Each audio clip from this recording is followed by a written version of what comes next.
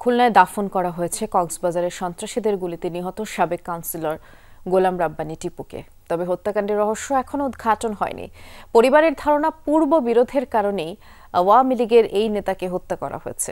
Police জানিয়েছে হত্যাসহ 7 মামলার আসামি নিহত টিপু। নিজ বাড়ি খুলনা দৌলতপুরের দেয়ানায় সন্ত্রাসীদের গুলিতে নিহত খুলনা সিটি কর্পোরেশনের অপসারিত কাউন্সিলর এবং মহানগর স্বেচ্ছাসেবক লীগের সহসভাপতি গোলাম রাব্বানী টিপুর মরদেহ জানাজা শেষে স্থানীয় কবরস্থানে দাফন করা হয় তাকে। বিভিন্ন সময়ে বিভিন্ন দলের হয়ে রাজনীতির মাঠে সক্রিয় ছিলেন গোলাম রাব্বানী টিপু। বছর 5 আগে চরমপন্থী থেকে বের হয়ে যুক্ত হন আওয়ামী লীগের রাজনীতিতে। প্রভাবশালী নেতাদের ছত্রছায়ায় রাজনীতিতে নিজের খুঁটি আরও মজবুত করেন।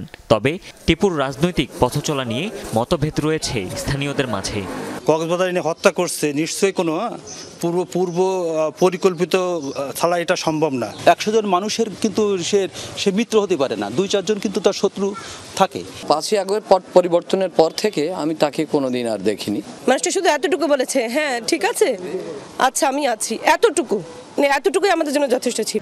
পরিবারের ধারণা পূর্ববিরোধ থেকেই হত্যা করা হতে পারে টিপুকে। অজ্ঞাতদের আসামি করে মামলা করা হয়েছে কক্সবাজার সদর থানায়। এটাই তো দোষীর বিচার হোক চাই। শত্রু মিত্ররাই কনফারেন্সের মাধ্যমে তাকে ওখানে এই হত্যা মিশনটা করেছে। হত্যা, চাঁদাবাজি সহ 7 মামলার আসামি গোলাম রাব্বানী। সরকার পতনের পর থেকেই পলাতক ছিলেন তিনি। হত্যার সম্ভাব্য সব মোটিভ খতিয়ে দেখছে পুলিশ। হত্যা, তারপরে বোমা বিস্ফোরণ, অগ্নিসংযোগ, হত্যার চেষ্টা, এই মোট হচ্ছে 7টা ছিল। যে হত্যা মামলা ছিল 15 সালে, আর এর পরের মামলাগুলো 22 সাল। বৃহস্পতিবার কক্সবাজারের সুগন্ধা পয়েন্টে সন্ত্রাসীদের গুলিতে মারা যান গোলাম রাব্বানী টিপু। এ ঘটনায় এখন পর্যন্ত 2 জনকে আটক করা হয়েছে। হুমায়ুন রশিদ, যমুনা নিউজ।